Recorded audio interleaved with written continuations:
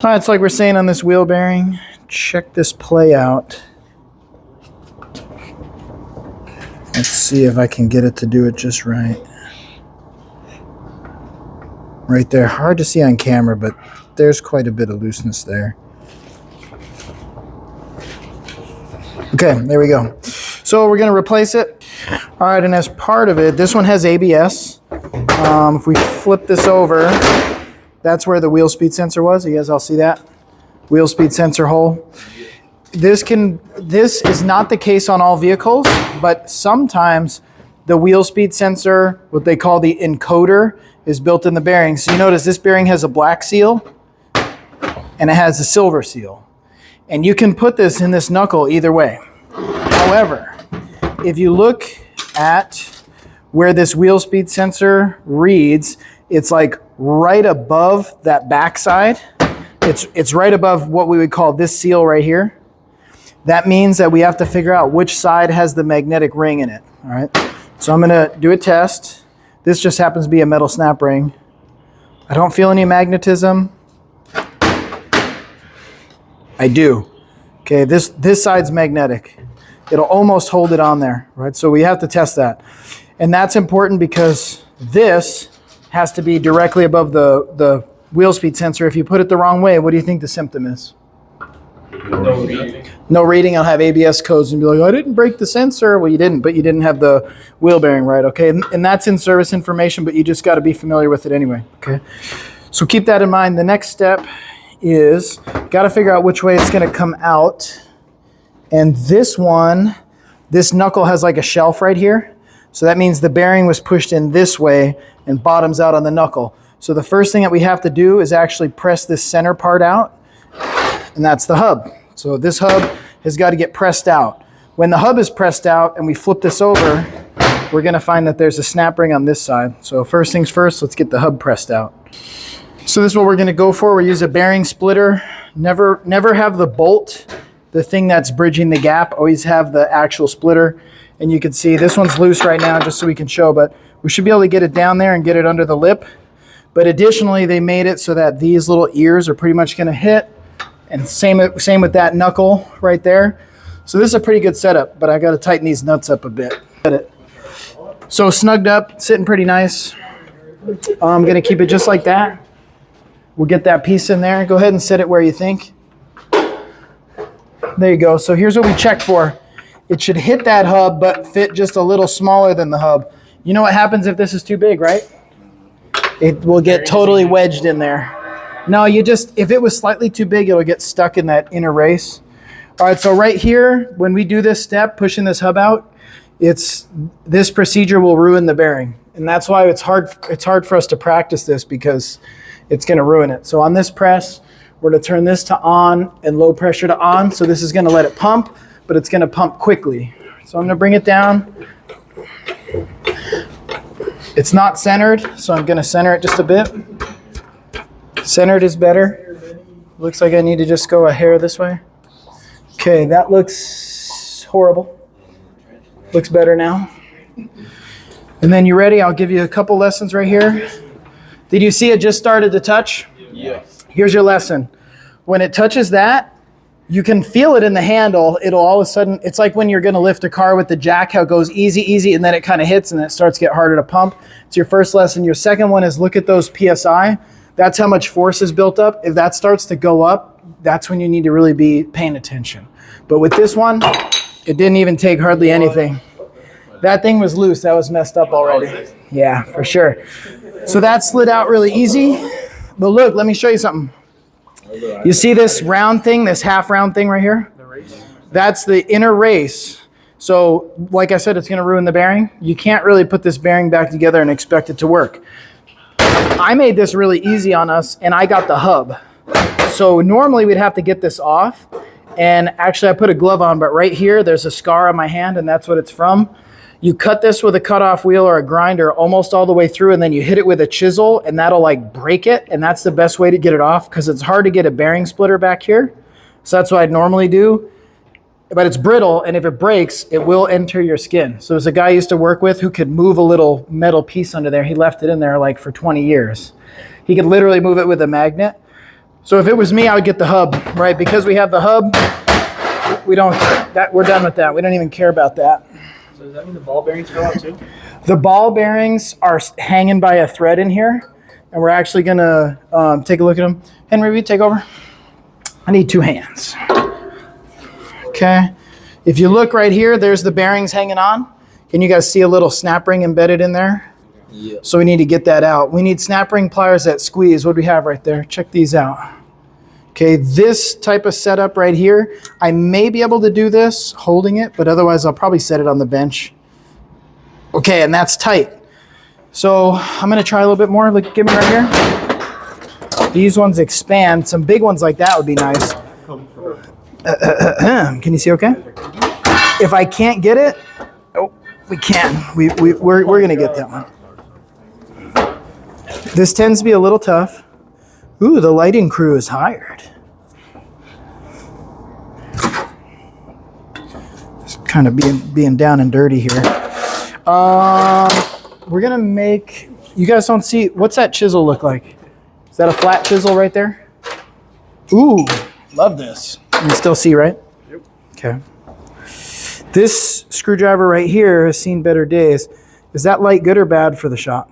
It's a little bad. Too bright. Good or bad? Yeah, just leave it off. That looks good. All right, you're fired, lighting crew. That's good. Okay. Tired. Oof. Okay. To make this smooth, I'm going to actually enlist some help. Bratseni? Yes. Don't worry about that shield. You're not going to get hit today. And it's not the China virus either, so. Okay, as soon as I get this, pop that screwdriver right in there where you're at and try to work it up, okay?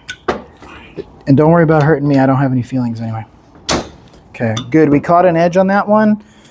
And then I'm going to just try to manhandle it out. Okay, there's a snap ring. These are supposed to be one-time use.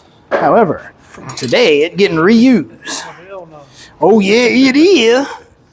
Because this thing's really nice. It's still good. Now, if you look, there is basically this knuckle has no shelf right here. So that's how you know the bearing comes out this way. On this side, don't worry about that. I told you we're going to ruin the bearing. But look, in this side, it's like it backs right up against this little shelf. And that's how you can't get out this side. So typically, you got to pull the hub just like we did. Now that we have it like this, we got to re-rig it back up. Go ahead. Make some room for the cameraman. Okay. Sometimes. All right, stop your chatting. You understand? People on the internet are going to say I don't have control of my class. And then I'm going to need therapy and stuff. All right. Andale pues. Okay, so with this one, I got to kind of rig this up. Why are you not listening? Okay. Bring this up, and then I'm gonna set it where I think this is probably gonna blow that inner race out, but we don't care. The bearing's shot anyway. So let me show you what I'm going for. I need something that's gonna support this flat surface. We agree? Yeah. But if it goes past this edge right here, it's gonna block the bearing, which that's not really that big of a deal. Like we could actually start the press. I'll even prove it to you. We'll start pressing it in the wrong spot just so you can see what to not to do. What to not to do would be like this. You know the bearing can't go through the plate. But here, we'll go ahead and pump it. Good idea, we can do that. Okay, here, pump in right here. Rudy, you pump. What the heck am I doing? I don't need to do this. Keep going. Then when it hits, just pause for a moment. Okay, I like it where it's at. I thought that was all like water weight. All right, go ahead, pump a little bit. Feel how it's solid. Yep. Look at the pressure. See if it starts to go up. Pump a little more. You pump, brother. Okay, that's kind of your sign right there. When it's hard, we could put the low pressure off, and now it'll be a lot easier to move, but it's probably going to build some pressure. Keep going. All right, maybe a little, but not. There you go. Did you hear that? Now look down here. You guys, that's the part where you do the pee-pee. All right. So when you're pumping and the pressure's going up, That's meaning like it's almost like an earthquake, right? Things are pressing together. You know the big one's coming. That's why we do the drill and stuff, right? It's like a little more pressure and then all of a sudden crack. And normally that was a good noise. This dropped down a little bit. So yeah, give it another pump or two. See, it's moving. If you look right down in here, it is moving. Keep going. Keep going. Oh yeah. And then you're going to feel it stop, and that's okay. So go until it stops. Still moving easy. Your pressure's going up. Take a look at that pressure. Pump it one more time. Stop right there. Once it goes up and it's not moving, something's wrong. Remember, I told you this was wrong. So let's relieve it. What was wrong there? Do you guys understand? It's bound up against the plate. Okay, so look, it came all the way to the point where it hit, right? So that's what's going to keep you alive. Make sure you are familiar with your basic instructions before leaving Earth. So right here, we're going to take this. If we get this sitting just right, we should be able to support it without having it block the actual bearing.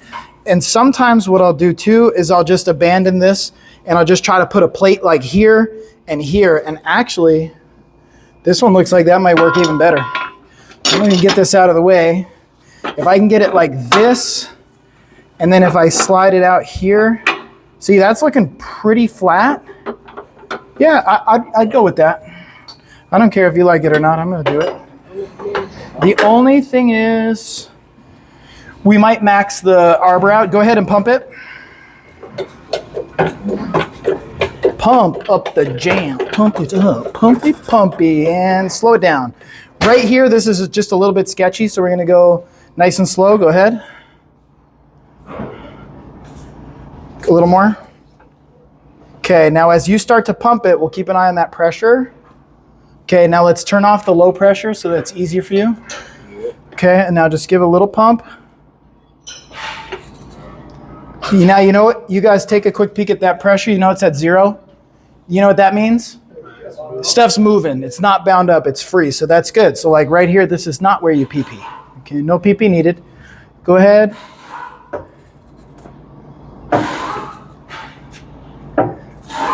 And if you can go back to fast, it'll pump faster. Let's see. Normally I just let this fall, but I want to catch it because I want to check that magnet. So yeah, it's going pretty easy now. It's nice. We're home free now. Just pops right out the bottom. A little more. Good. Okay, then we'll loosen this up. Okay. Our wheel bearing is successfully uninstalled. Now remember how we're pretty sure where that magnet went? First off, we could check service info, but secondly, I can pretty much tell based on all this dust that's built up here that looks like rusty ferrous dust. I'm pretty sure the magnet does go on this side. In fact, we know it does because this side's just a regular seal. So I'm just double confirming which way that magnetic, it's not really a reluctor, but that magnetic strip in there. And by the way, don't go after those with a magnet because if you hit those with a magnet, it can actually rearrange the little magnetic particles in there. And then it'll be ruined. All right, so right here, let's pause. We're going to do a little cleanup. All right, so it's clean. The old bearing's out. What we need is to press this new bearing in. We all agree the magnetic strip goes down to the backside, right? It goes on the near close to the axle. So when we're about to rig this up, we got to get this to sit really nice and flat and supported so that we can press this bearing in. What you guys came up with was a good idea. We'll use the old wheel bearing because it'll sit nice on that shelf and it'll prop it up. It'll be kind of elevated. So like this setup right here is pretty clean. I'm actually going to switch to the other plate just to make some room. Okay, so right here, that thing's sitting nice, I think. I don't grease this installing the wheel bearing, but some people do. You shouldn't really have to. Although I have a little bit of oil on here unintentionally. Magnetic strip down. So when I go to put this in, I could start to press with like a big plate or something, but that'll only get it flush. You guys know we had to go below the surface, right? Now this is where people mess stuff up. On this bearing, there's several components. Starting with the inside, this is the inner race, okay? If you push the inner race to install this, the inner race is going to push on the ball bearings, which is going to push on like a little cage and some stuff, and then push the outer race, you're sending force through the bearing. You will ruin the bearing. Matter of fact, I'll tell you, if we were to try to do that, we'd probably spit all the ball bearings right out the backside, a brand new bearing. So what we have to do is not push the inner race and not push this little metal seal cover. We have to push the outer race. Do you guys understand the outer race now? The outer race is the outer part. This one fits the outer race nice. So that'd be good. And it's not so big that it's going to get stuck or not be able to go beyond just flush. So this is perfect. It doesn't put any force on the inner, doesn't put any force on the ball bearings. If you do that, you will ruin the bearing. I'm just going to let you know. But this one's going to be nice. So we'll put it like that. And we actually don't need to even have anything other than just that straight. So yeah, give it a couple pumps.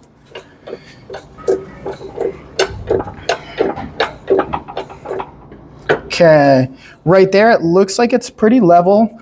Ultimately, our setup on the bottom, that old bearing, on that shelf, and then this part being level, that's going to ensure that we have everything straight. So that's why it's nice to use that shelf and not try to rig this up. This Mazda design's pretty nice. Go ahead and give me a pump. Good, go ahead. It's moving nice, no pressure. Keep going. Oh, I put it backwards. No, I'm just kidding. If I did, though, I'd ruin the bearing. You know you're not going to get it back out. Okay. And now what we're feeling for is when it stops. Keep going. Did you feel it stop? That's it. Then you're done. And if you want to prove it to yourself, go ahead and just pump a tiny bit. See the pressure? You're done. That's it. Right, so you know we just bottomed it out up against that back like little shelf, I call it. Okay, and because this was a nice size, we can just get it out. Okay, we're looking really good here. Does anybody know what we do next? The snap ring, yeah. So let's make some room right here. Rodseni, you're getting evicted. Sorry about that. These generally don't go in any specific orientation. They just go wherever they go. Although they can be, these are pretty strong, especially when they're fresh like this. So this, I'm going to get, it's going to take frijoles, if you will. Ooh. And they make some really nice snap ring pliers, and this is not one of them. But Cindy, you want to just put a hand on this? Yes. I'll do most of the squeezing and you do the pushing. Here we go. It's like, kind of like, takes teamwork and dream work. Okay, so once I start squeezing, I think you'll get the idea. Come on, baby. Like it, love it. But what I need to do, if you look really close, that one looks like it's in, but it's not quite. Can you see it on camera? I don't think that one's in, so what I'm going to do is I'm actually, oh, you know what? Yeah, it's not in. Look right from that angle. See that? It's like raised. It's close though, but boom. You see the clip in now? And I'll just push. It's in on all sides. Now you can tell the difference, right? Okay. Once that's in, who knows what's next? Yeah, we just got to push the hub in. Now, when we go to do the hub, that part could be a little different because this bearing is perfect for that shelf part, I agree. But see how this still has the inner race? Well, that hub is press fit to that inner race. So if I put it this way and I go a little too far, the hub might catch that. So I'm actually just going to use this side. That side can't possibly have the hub start to get pressed in. So I put it like this. Then we just got to rig this up because this came with the studs. So, actually, you know what? I think it'll go perfect. Yeah, go ahead and start pumping. We'll put the high speed on for us. Here you go. Let me see exactly where that fits. It's okay. Keep going. A little more. Go ahead. See, that's good. I just want to make sure I'm not going to accidentally get it press fit into the hub. So I think you're good. Pump a little more. A little more. Okay. See, now it's moving smooth. No pressure's building. We're looking good. Send it. Okay, hold up. That crack actually pointed something out. I need to do this one a little bit different. That was an error on my part, and I'll own that on camera too. I need to support this inner race. So you see how often we press in wheel bearings. It's not real often. That's too big. So that wheel bearing, you guys understand what I did wrong? Yes. This was supporting the outer. I knew better. I need to support the inner. And as soon as I heard that noise, I knew. Here's how we'll cheat. I need to look for something this size. That would be really good. So if I can set it up with that, I think we can bring it back. And we'll know if it's messed up. I'll even show you how I'll know if it's messed up. If it's messed up, I eat the cost of the bearing, which would be sad. Okay, that was close, but just a little too low. How about we rig it up like this? Actually, that round plate might actually work really good too. Let me look at that. No, too big. Okay, let's go.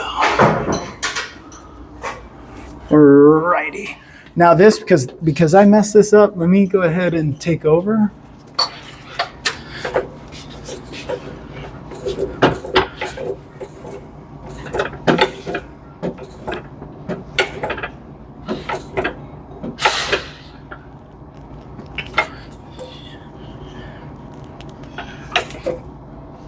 Okay, that got pretty hard.